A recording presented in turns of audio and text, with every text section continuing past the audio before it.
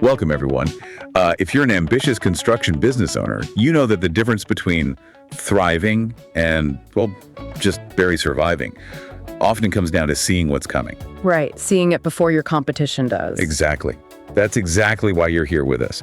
We're doing a very special deep dive today on the Scaling Legends podcast, and we're addressing you directly. Consider this your shortcut. Yeah, a shortcut to being well-informed about the immediate future of the construction industry.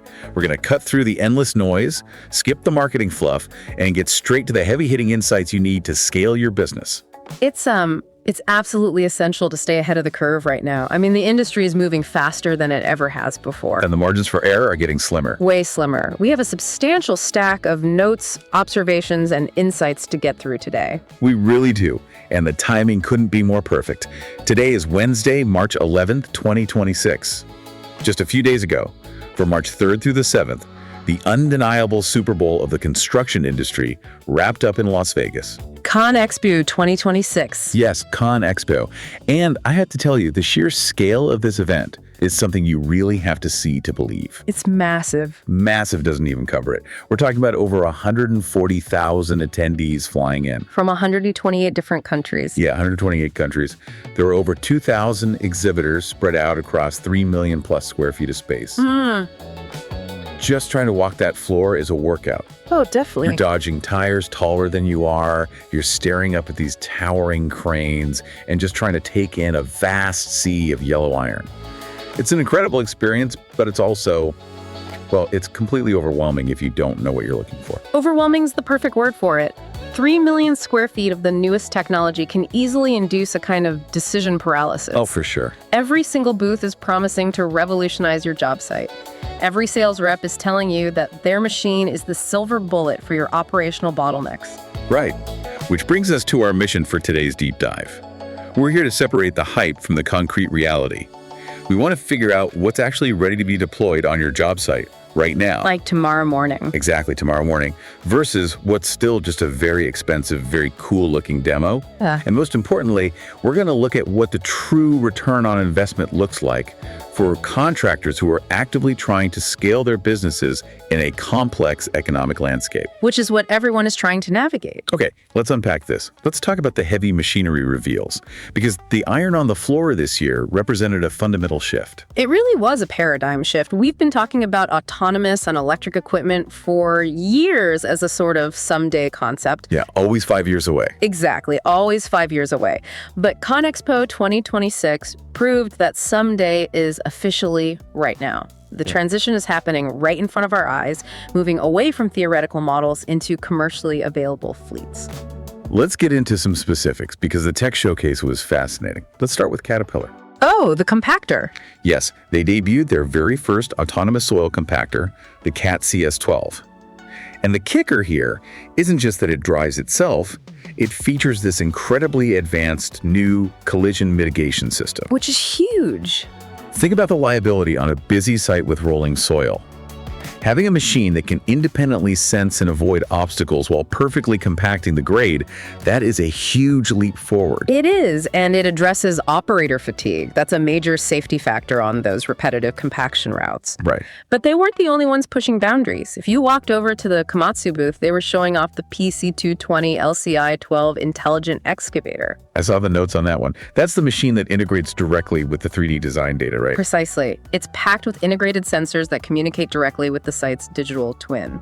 The machine essentially knows where the grade is supposed to be. Wow. So the operator isn't just relying on stakes in the ground or a surveyor walking alongside them. The excavator is actively guiding the bucket to prevent over-digging. Which saves immense amounts of time. Time and material costs, absolutely. That's incredible.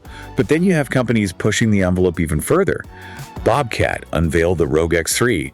It's an all-electric autonomous loader. And here's the wild part.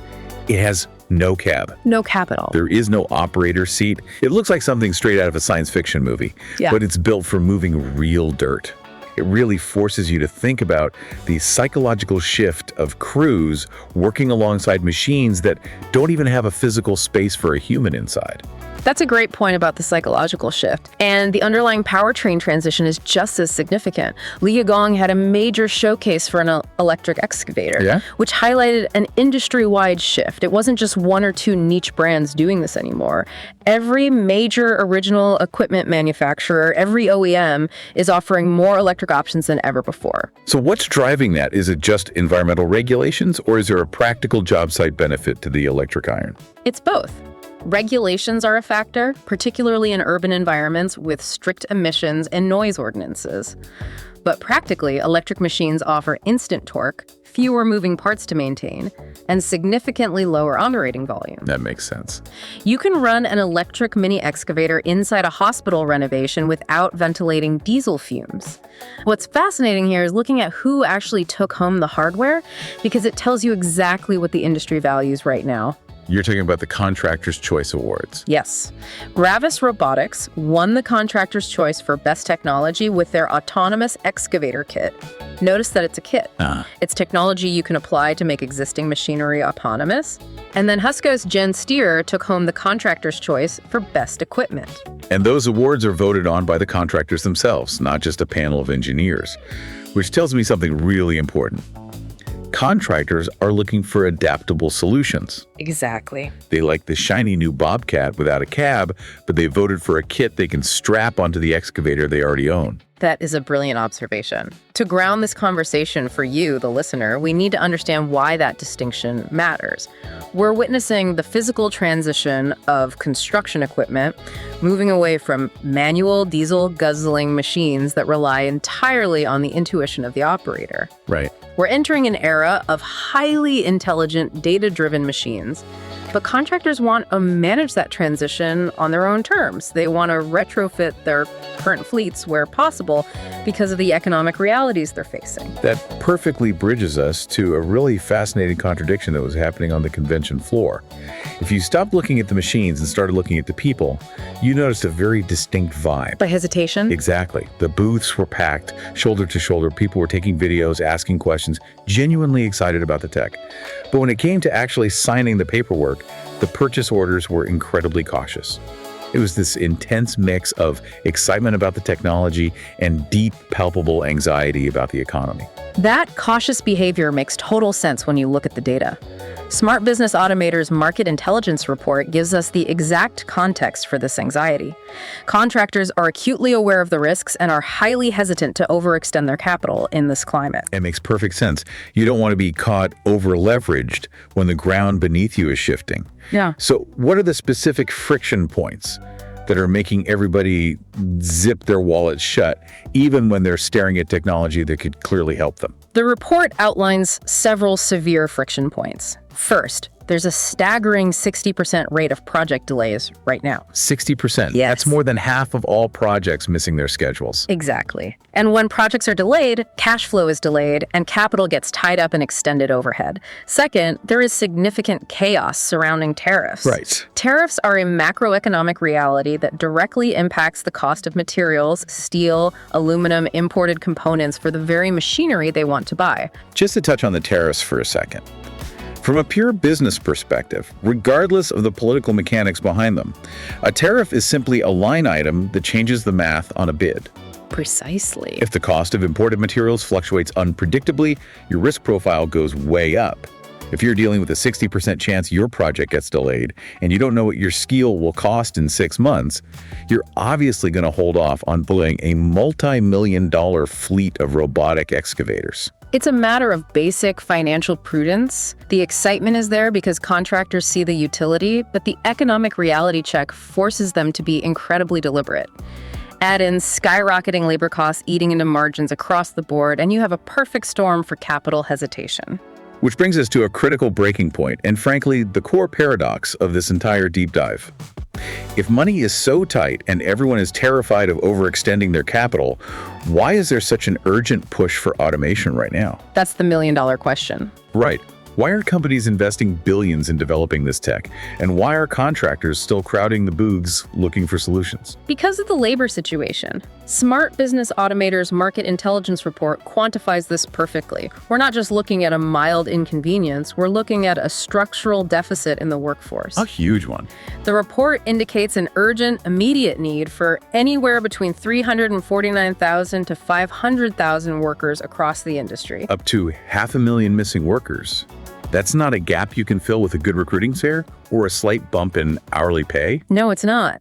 And compounding the shortfall is the fact that immigration enforcement is removing 18.8% of the current workforce. And again, looking at this purely through the lens of business operations and labor supply, if you suddenly remove nearly 20% of the people who physically build the projects, on top of already being short 500,000 people, the math simply stops working. It breaks down entirely. If you have a crew of 10 framers, and suddenly 2 of them are gone, your project schedule doesn't magically adapt. Yeah. You have contracts to fulfill, and literally no one to swing the hammers or operate the traditional machinery.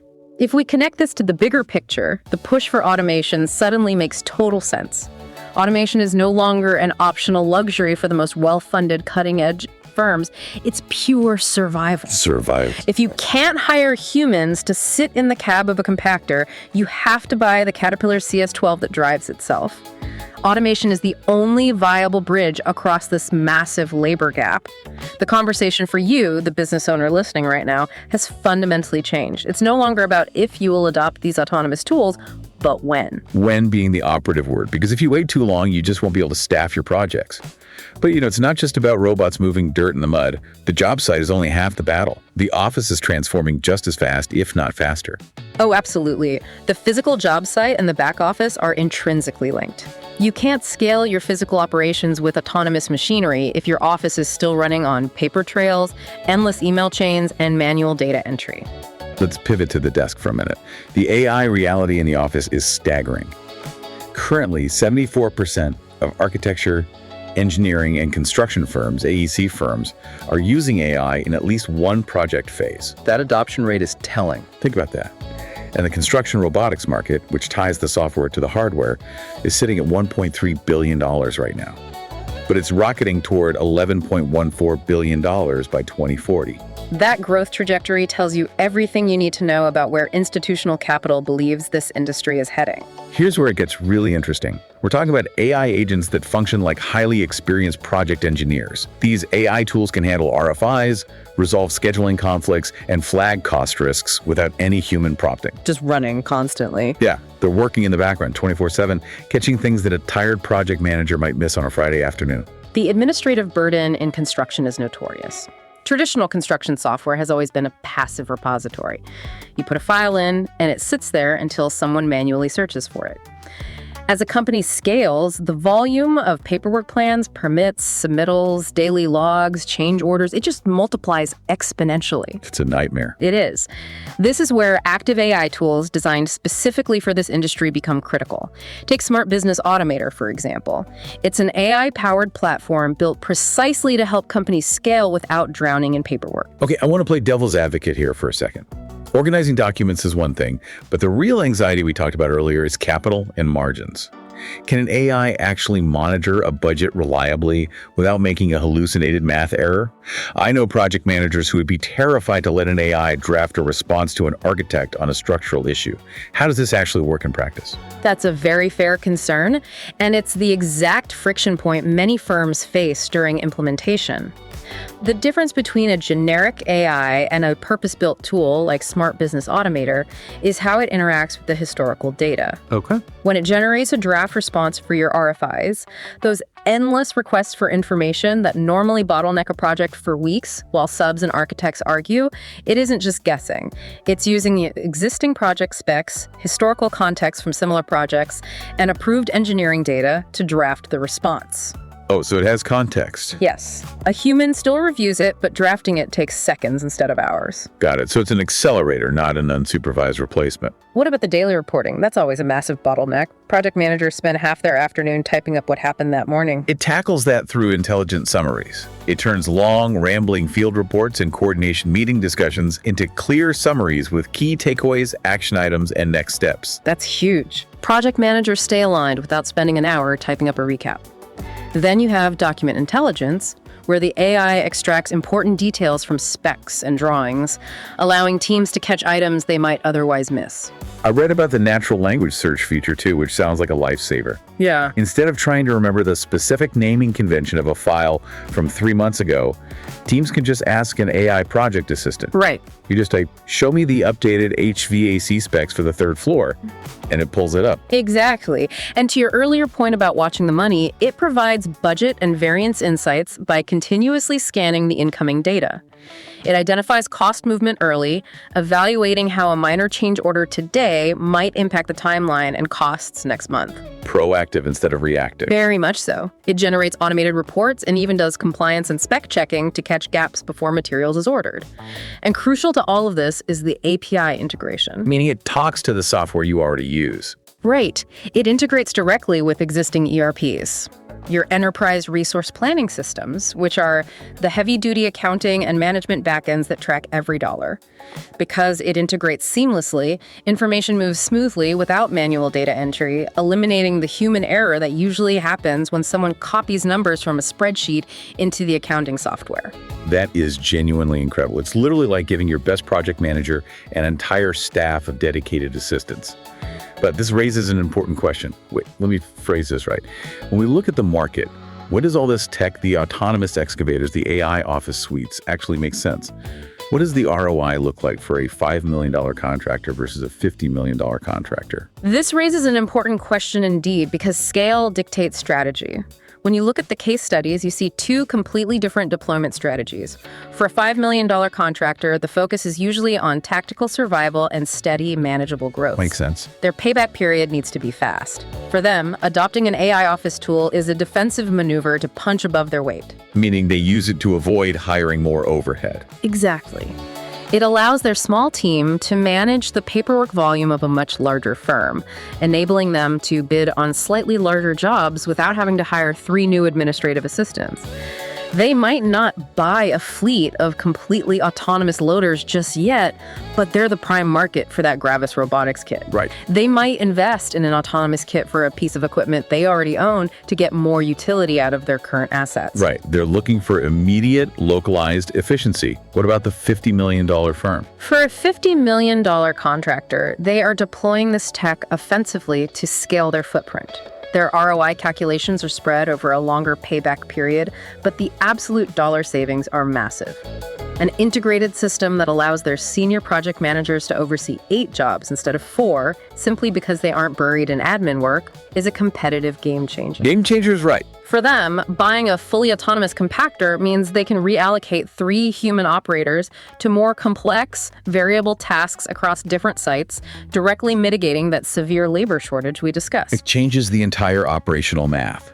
The $50 million firm is buying predictability and scale, while the $5 million firm is buying the capacity to grow without breaking their current team.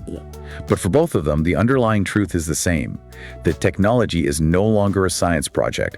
It's a vital business tool. Precisely. Whether you're dealing with the physical reality of moving dirt with fewer people or the administrative reality of processing thousands of documents without missing a critical variance, the solution heavily leans toward intelligent automation. Okay, let's take a breath, because we've covered an immense amount of ground today. From the sheer spectacle of 140,000 people at CONEXPO looking at self-driving machinery, to the very real economic anxieties keeping wallets closed, to the undeniable labor crisis that is forcing our hands anyway. So, what does this all mean?